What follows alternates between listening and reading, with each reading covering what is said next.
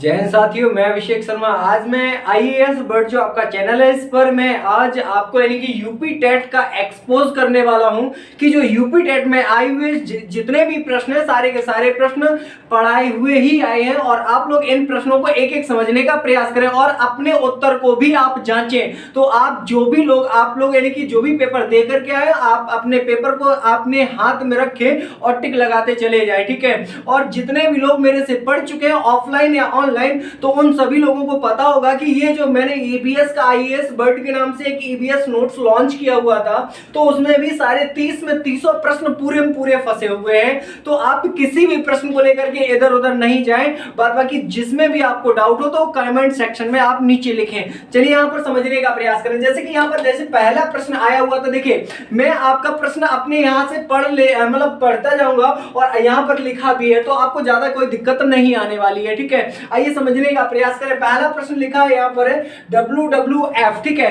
तो जो WWF है यानी कि इसका पूरा नाम पूछा गया था, तो वर्ल्ड वाइड फंड यानी कि वर्ल्ड वाइड फंड इसका पूरा नाम है, ये आपका है। और इसकी स्थापना की अगर मैं बात करूं तो 29 अप्रैल 1961 को स्विट्जरलैंड में की गई थी और स्विट्जरलैंड में ही इसका मुख्यालय बनाया गया है, ठीक है। अगर मैं अगले प्रश्न की ओर चलूं तो यहाँ पर लिखा हुआ है फूलों की घाटी अवस्थित है। तो किस जगह पर आपकी फूलों की घाटी अवस्थित है, ये देखिए। यहाँ पर मैं कई सारे आपको, जब मैंने राष्ट्रीय उद्यान नेशनल पार्क समझाए थे, तब मैंने आपको बताया हुआ था कि जो आपकी फूलों की घाटी है ये कहां पर स्थित है।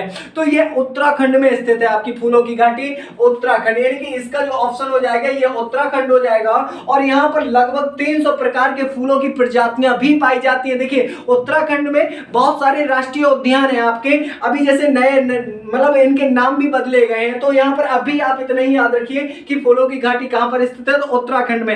अगले अगर हम प्रश्न की बात करें तो यहाँ पर प्रश्न आपका दिया गया है, भारत में निम्नलिखित में से कौन सी एजेंसी मुख्य रूप से प्रदूषण मापने से संबंधित है, यानी कि ये ऐसी कौन सी एजेंसी है जो प्रदूषण को मापती है, ठीक है। तो यहाँ पर एजेंसी का नाम बताना है, तो एजेंसी आपकी लिखी हुई है केंद्रीय प्रदूषण नियंत्रण बोर्ड, ठीक है। जो आपका केंद्रीय नियंत्रण प्रदूषण बोर्ड होता है, ये पूरा का पूरा जो भी पॉल्यूशन होता है इसको मेजर करता है, इसी को मापता है, ठीक है। तो ये आपका, अगर इसके हम हेडक्वार्टर की बात करें तो इसका हेडक्वार्टर न्यू दिल्ली है, नई दिल्ली में इसका हेडक्वार्टर भी बना हुआ है आपका।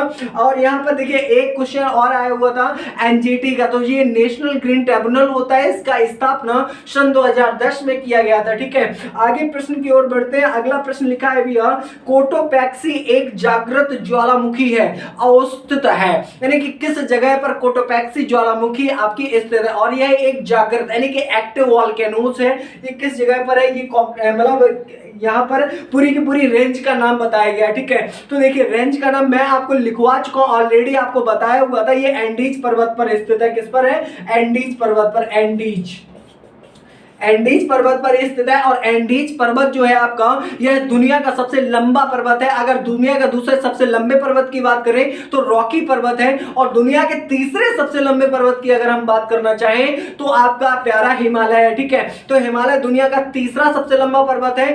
दुनिया का सबसे पहला लंबा पर्वत कौन सा है, तो ये एंडीज की बात करेंगे, और दूसरे की अगर बात करें तो रॉकी पर्वत की बात करेंगे, ठीक है। तो यहां पर आपका आंसर क्या होने वाला है, एंडीज पर्वत आपका आंसर होने वाला है, और ये इक्वाडोर में पड़ता है आपका, ठीक है। चलिए अगले प्रश्न की मैं बात करूं। अगला प्रश्न आपका क्या लिखा है, तिब्बत की सांगपो नदी भारत में जानी जाती है। जो तिब्बत में जो सांगपो नदी बहती है वो भारत में किस नाम से जानी जाती है। मैं आपको 1000 बार पढ़ा चुका हूं नदियां, आपको मैं बताया था जो तिब्बत में सांगपो नदी बहती है और उधर से ये निकल के आती है और ब्रह्मपुत्र, यानी कि भारत में जब ये प्रवेश करती है तो ब्रह्मपुत्र के नाम से प्रवेश करती है, और जब ये और नीचे की ओर बढ़ती है तो भारत में लगभग इसका 916 किलोमीटर का एरिया कवर होता है और नीचे आती है बांग्लादेश में प्रवेश कर जाती है। जब यही नदी बांग्लादेश में प्रवेश करती है तो इसे किस नाम से जाना जाता है, तो इसे यहाँ पर जमुना के नाम से जाना जाता है। तो इसके अलग अलग नाम हैं, तो वो आपको पढ़ने पड़ेंगे, ठीक है। अगला देखिए यहाँ पर प्रश्न क्या लिखा, और इसकी अगर पूरी ऑफ लंबाई यानी कि ओवरऑल लंबाई की बात करें तो 2900 किलोमीटर लंबी है। कितनी है, 2900 किलोमीटर लंबी है। चलिए आगे प्रश्न की बात करें। अगला लिखा है सर्वाधिक जैव विविधता पाई जाती है, तो सबसे अधिक जैव विविधता किस क्षेत्र में पाई जाती है, ये प्रश्न है आपका, सर्वाधिक जैव विविधता पाई जाती है। मैंने बताया था बायोडायवर्सिटी किन क्षेत्रों में सबसे अधिक पाई जाएगी, आपका पूरा पृथ्वी गोल होता है। इसमें भैया एक बीच में अगर हम लाइन करेंगे तो यही जो लाइन करेंगे इसको विषुवत रेखा, इक्वेटर, भूमध्य रेखा, विषुव कहा जाएगा। क्या कहा जाएगा? अरे इतने सारे नाम बता दिए, याद है नहीं कर पाओगे, याद करो ना। देखो विषुवत रेखा, भूमध्य रेखा, इक्वेटर, जीरो लाइन, विषुव आदि नामों से इसको जाना जाता है। ठीक है, तो इस रेखीय क्षेत्र में सबसे अधिक, विश्व की सबसे अधिक जैव विविधता पाई जाती है, जिस क्षेत्र को ITCZ क्षेत्र कहा जाता है। मैं अच्छे से आपको पढ़ा चुका हूं कि ITCZ क्षेत्र क्या होता है। इंटर ट्रॉपिकल कन्वर्जन जोन होता है, जो 0 डिग्री से 10 डिग्री ऊपर जाता है और 10 डिग्री नीचे आता है। नीचे यानी कि नीचे दक्षिणी गोलार्ध, ऊपर उत्तरी गोलार्ध। तो इसके बीच वाला जो क्षेत्र है यही भूमध्य रेखीय क्षेत्र है। यहीं पर सबसे अधिक विश्व की जैव विविधता पाई जाती है। लेकिन आपका प्रश्न ये नहीं था, प्रश्न ये है कि यहाँ पर कहां पर पाई जाती है, तो इसका आंसर हो जाएगा शांत घाटी में। शांत घाटी में, साइलेंट वैली में सबसे अधिक जैव विविधता पाई जाती है। कारण क्या है जैव विविधता पाई जाने का? देखिए भारत का जो दक्षिण भारत है ये लगभग आपका कहां पर है, लगभग 876 किलोमीटर की जो आपकी रेंज बचती है यहीं पर आपका यानी कि भारत है। और जब आपको पता है कि यहीं पर अब इसी रेंज में कहीं ना कहीं आपका विषुवत रेखा भी आ रहा है, तो विषुवत रेखा, अब ये जो बीच का जो टर्म बचा, तो यही क्षेत्र में सबसे अधिक वर्षा होगी और जहां सबसे अधिक गर्मी होगी वहीं सबसे अधिक वर्षा होगी और वहीं सबसे अधिक जैव विविधता भी पाई जाएगी। क्यों? क्योंकि आपके बरसात के मौसम में, अरे बरसात का जो मौसम होता है ना, उसी बरसात के मौसम में ही आपके सबसे अधिक पेड़ पौधे मतलब जन्म लेते हैं, कीड़े मकोड़े जन्म लेते हैं। और यही तो जैव विविधता है। जैव विविधता का मतलब होता है जीवों में विविधता। ठीक है, जीवों में विविधता, यही जैव विविधता कहलाती है, बायोडाइवर्सिटी कहलाती है। ठीक है, आइए आगे बढ़ते हैं। अगला प्रश्न क्या लिखा? LPG लिखा है। अरे भैया जिससे रोटियां पकाते हो, जलाते हो, LPG कहा जाता है इसको। ठीक है, ये तो कोई भी कर लेता है यार, सही। ठीक है, यानी कि इतना सरल क्वेश्चन यार नहीं पूछना चाहिए था। क्वेश्चन क्या लिखा? LPG को जलाते हैं तो यहाँ असत्य कथन क्या है भैया? तो यहाँ असत्य कथन हो जाएगा। देखिए इससे उच्च ऊष्मा निकलती है, बात सही है। एक स्वच्छ ईंधन है, ईंधन भी स्वच्छ है, घर में जला ले तो रोटियां सेंक ले, कोई दिक्कत नहीं है। मीथेन उत्सर्जन करने वाला, और नीचे लिखा है नीले ज्वाला से जलने वाला। अरे भैया जला के देख लो ना, दिखाएं अभी का, जला के देखो, इसमें तो नीली ज्वाला निकलती है। और यहाँ ऑप्शन हो जाएगा मीथेन उत्सर्जन। भैया CH4 नहीं निकालती है, मीथेन का उत्सर्जन बिल्कुल ही नहीं करती है। ठीक है, तो यहाँ पर ये CH4 गलत हो जाएगा आपका। ठीक है, CH4 निकलती कहां से आपको मैं बताऊं?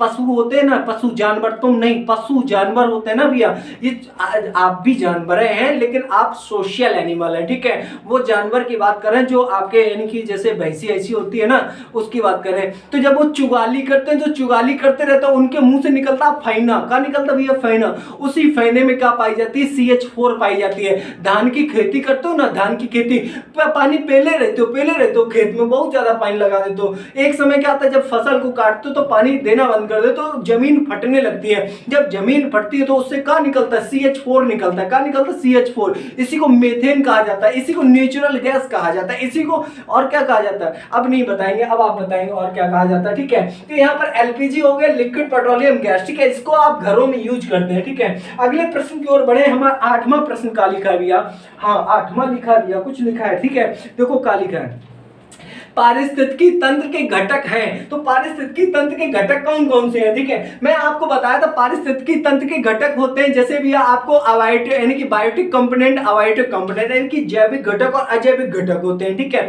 तो ये पारिस्थितिकी तंत्र के घटक होते हैं। तो यहाँ पर भी कोई दिक्कत है? अरे यार क्या दिक्कत है, मैं बुकलेट लॉन्च कर रहा था ना, तो उसमें पढ़ा होगा आपने, पहले पन्ने पे लिखा है ये क्वेश्चन। ठीक है, जितने क्वेश्चन है अभी एक भी क्वेश्चन बाहर नहीं गया, वहां सब लिखे मिलेंगे। ठीक है, आप जरूर खरीदे इसको, आगे आने वाले एग्जाम में और ज्यादा इंपॉर्टेंट हो जाएगी। ठीक है, चलिए यहाँ पर समझने का आगे प्रयास करें। हाँ, प्रश्न नंबर यहाँ 9 लिखा है। ठीक है, हम लिख दिए मकर रेखा। मकर रेखा मतलब का क्वेश्चन पढ़ो पूरा, लिखा है इतना ही लिखा है, इसमें भी लिखा है। ठीक है, तो मकर रेखा नीचे लिखा है 23.5 N, 23.5 मतलब S, ये क्या मतलब है?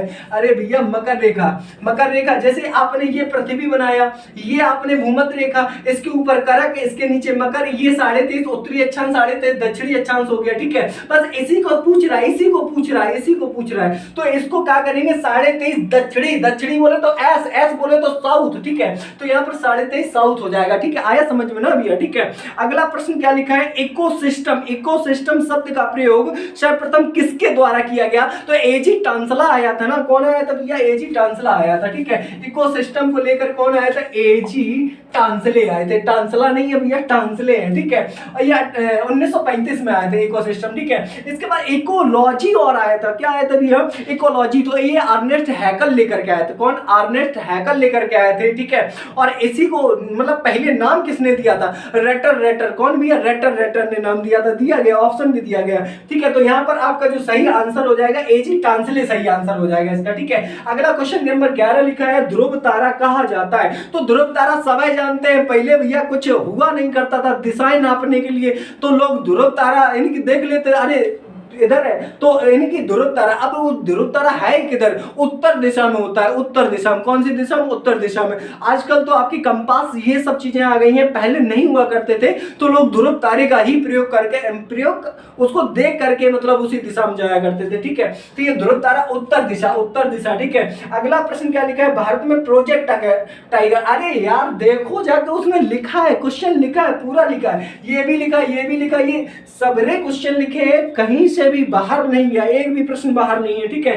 तो यहाँ लिखा है प्रोजेक्ट टाइगर प्रारंभ किया गया था। अरे भैया 1973 में कितनी जोर जोर से पढ़ाया था ये, ठीक है। क्लास में पढ़ाया था आप लोगों को, 1973 में आया था। और 1972 में तो लाइन प्रोजेक्ट आया था, पहले लाइन प्रोजेक्ट आया 1972 में। इसके बाद इसको हटा दिया गया, चल चल चल साइड में हट, ठीक है। तो इसके बाद में 1973 में क्या लाया गया भैया? आपका प्रोजेक्ट टाइगर लाया गया, जिसमें से बाघों को संरक्षित किया जाने लगा। अरे भैया लोग मार देते ना बाघों को, तो इससे बाघों को संरक्षित किया गया, 1973 में लाया गया, ठीक है। हाँ, और जो आपका 1972 में, और 1972 में गिर परियोजना भी आई थी गुजरात में, गिर परियोजना, ठीक है। अगले अगर हम प्रश्न की बात करें तो लिखा हुआ है 133। देखिए आप लोगों से एक मेरा, आप चाहे कुछ भी समझ लो यार, ये व्हाइट बोर्ड है, ऐसे पढ़ा रहे हैं, ठीक है। आप लोग थोड़ा सा यार प्रमोट करो तो थोड़ा हम भी आ जाएं, और थोड़ा सा देखा एका करो तो लाइव ऐप चलने लगे, तो आपके लिए थोड़ा सा इंपॉर्टेंट हो जाएगा, ठीक है। तो थोड़ा सा मतलब समझ लो ना, दबा दो, ठीक है। आगे सुनिए, हाँ लिखा क्या है भी आपका, अच्छा ये वाला प्रश्न हो गया है 1973 में प्रोजेक्ट टाइगर, ठीक है।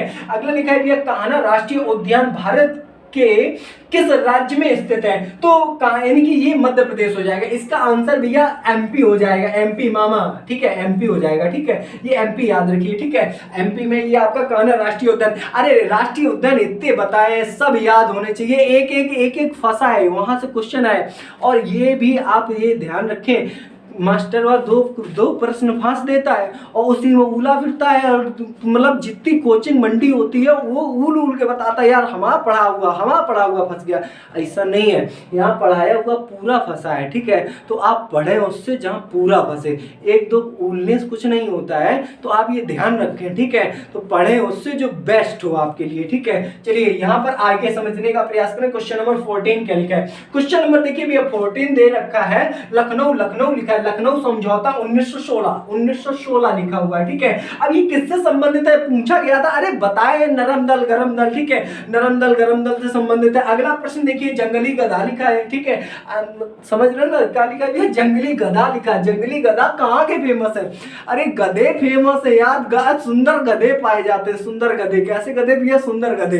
कहाँ पाए? गुजरात में पाए जाते हैं, ठीक है। तो ये जंगली गधा कहाँ पाया जाता है भैया? गुजरात में पाया जाता है। मोदी जी भी वहीं पाए जाते हैं ना, गुजरात में। अब उन, हाँ समझ रहे हो ना, ब्रांड है यार, ब्रांड, ठीक है। तो यहाँ पर कुछ लोग समझ गए होंगे, हंस रहे हैं ना भैया, ठीक है। तो भैया इनकी देखिए जंगली गधा, ये कहाँ का फेमस है? गुजरात का फेमस है, ठीक है।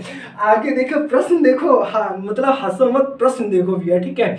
अगला लिखा है घास भूमि क्षेत्र परितंत्र खाद्य श्रृंखला में सबसे उच्च स्तर का उपभोक्ता। अरे उच्च स्तर का पूछ लिया, उच्च स्तर का दिक्कत है भैया, जो मांस खाता है सबसे उच्च स्तर का तो होता है, ठीक है। आदमी होता है तो वो सर्वाहारी होता है, कुछ दे दो यार घास खा लेगा, और दे दो वो खा लेगा, बुकरा उकरा सब खा लेगा, मीट मछली सब खाता है। तो ये क्या है? ये सर्वाहारी है, ठीक है, ओमनिवोरस में आता है, ठीक है। लेकिन यहाँ पर पूछा गया ये आप मांसाहारी करेंगे, क्या करेंगे भैया? मांसाहारी। इसका आंसर सही हो जाएगा आपका यानी कि जिसको कार्निवोरस कहा जाता है, ठीक है। अगला देखो प्रश्न का लिखा है, प्रश्न लिखा है वायुमंडल का प्रमुख स्तर जो पृथ्वी के सबसे पास है, ठीक है। यानी कि वायुमंडल को वो स्तर बताइए जो पृथ्वी के सबसे पास है। अरे वायुमंडल 5 परतें होती है, 5 कितनी 5 होती है। पहली क्षोभ, दूसरी क्या होता है समताप, तीसरी का मध्य हो जाएगी, चौथी का हो जाएगी आयन हो जाएगी, पांचवी का हो जाएगी बहिर हो जाएगी, होगी ना 5, क्षोभ, समताप, मध्य,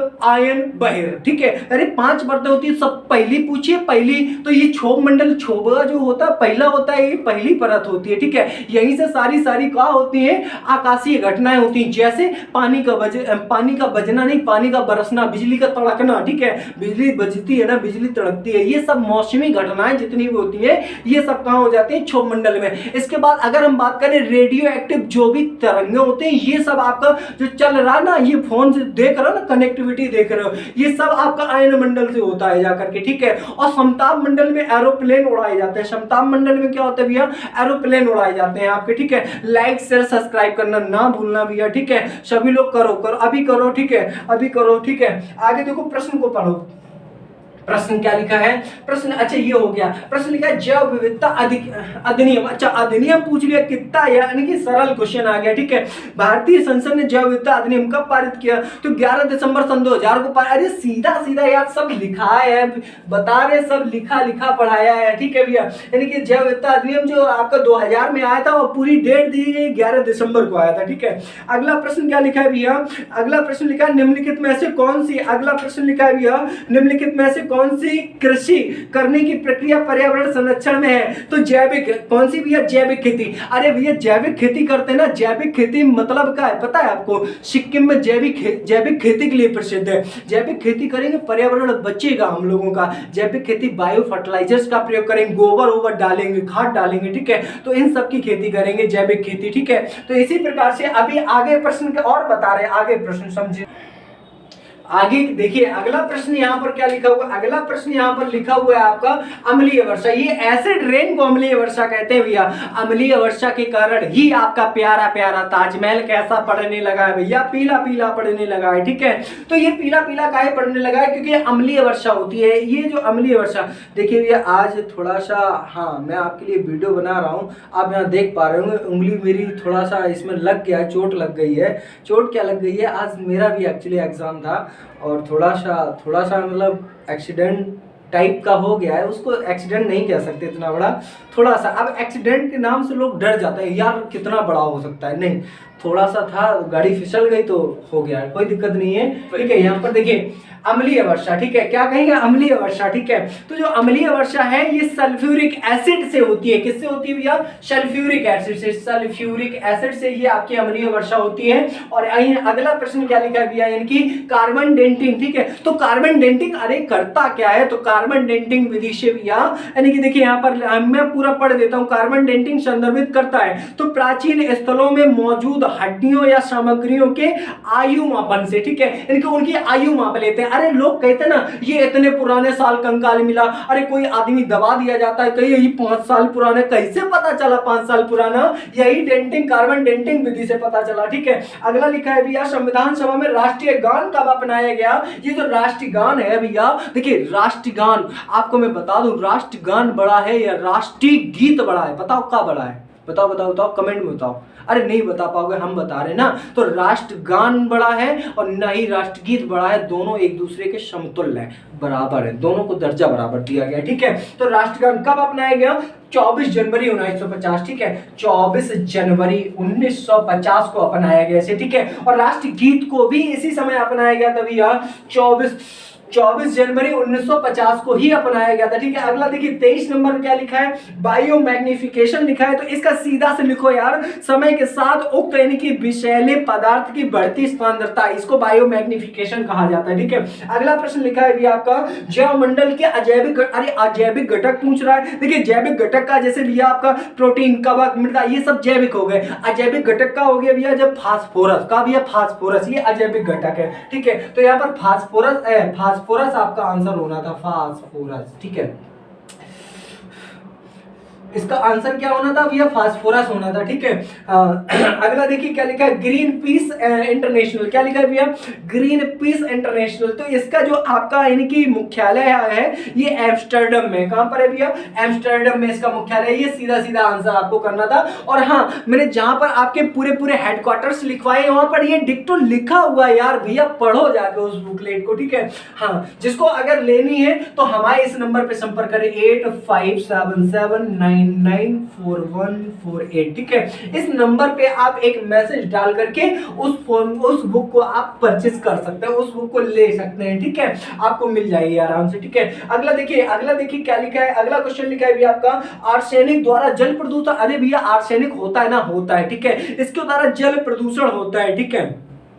तो जो आर्सेनिक के द्वारा भी जल प्रदूषण होता है, ये कैसे होता है भैया? तो ये कहां होता है ये पूछा गया। ठीक है, मध्य प्रदेश में नहीं, उत्तर प्रदेश नहीं, पश्चिम बंगाल। हाँ भैया पश्चिम बंगाल। ठीक है। तो जो आपका पश्चिम बंगाल दीदी की नगरिया है ना, पश्चिम बंगाल दीदी यानी कि कौन सी दीदी? ममता दीदी। ठीक है, यहाँ पर आर्सेनिक होता है ज्यादा, मतलब इससे जल प्रदूषण होता है। ठीक है। अगला लिखा है पश्चिमी घाट। ये पश्चिमी, देखिए घाट दो ही होते हैं, एक होता है पूर्वी घाट, एक होता है पश्चिमी घाट। ठीक है, तो यहाँ बात करें पश्चिमी घाट की। तो यहाँ प्रश्न देखिए क्या लिखा है, प्रश्न लिख के दे रहा है भैया, भारत में पश्चिमी घाट के दक्कन शुष्क है क्योंकि। अब ये क्योंकि मतलब क्या है? तो रेन शैडो प्रभाव होता है। यहां पर क्या होता है भैया आपका? रेन शैडो प्रभाव,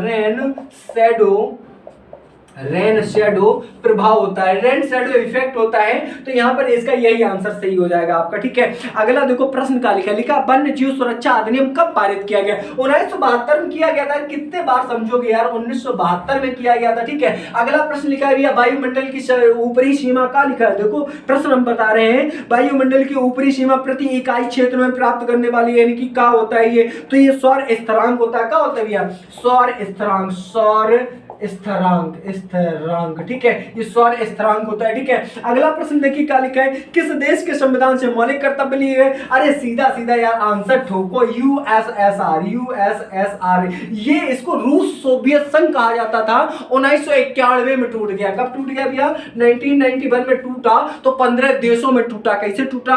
15 देशों में टूटा। ठीक है। तो एक रशिया निकल आया, बाद बाकी सेंट्रल एशिया के 5 देश, इस तरीके से बाल्टिक 3 देश, इस तरीके से सारे देश आपके निकल आए। ठीक है, यहां से। तो आपके मौलिक कर्तव्य कहां से लिए गए? यूएसएसआर से लिए गए और इसको भारतीय संविधान में जोड़ दिया गया कि भैया चलो इनको भारतीय संविधान में मौलिक कर्तव्य। अरे भैया मूल अधिकार होते हैं आपके, तो हमें तो मूल अधिकार चाहिए भाग 3 के तहत। ठीक है भैया, हाँ भाग 3 में मूल अधिकार मिल गए। अब ये मूल कर्तव्य कुछ करो तो भैया आप लोग। ठीक है, तो ये मूल कर्तव्य भैया आपके जोड़े गए थे, यूएसएसआर के तहत भैया लाए गए थे। तो आज आपने यहाँ पर समझ लिया भैया, यूपी टेट का जो पेपर आज हुआ था और आज की जो डेट है वो 23 जनवरी 2022 है। आज की डेट में आपका पेपर हुआ था और ये मॉर्निंग वाला पेपर है जो मैं आपके साथ लेकर के आया हूं। और अभी और भी सेट आपके आने बाकी हैं, तो सारे के सारे सेट आपके आएंगे यहाँ पर। तो इस चैनल को लाइक से सब्सक्राइब करना ना भूलें। थैंक यू, जय हिंद।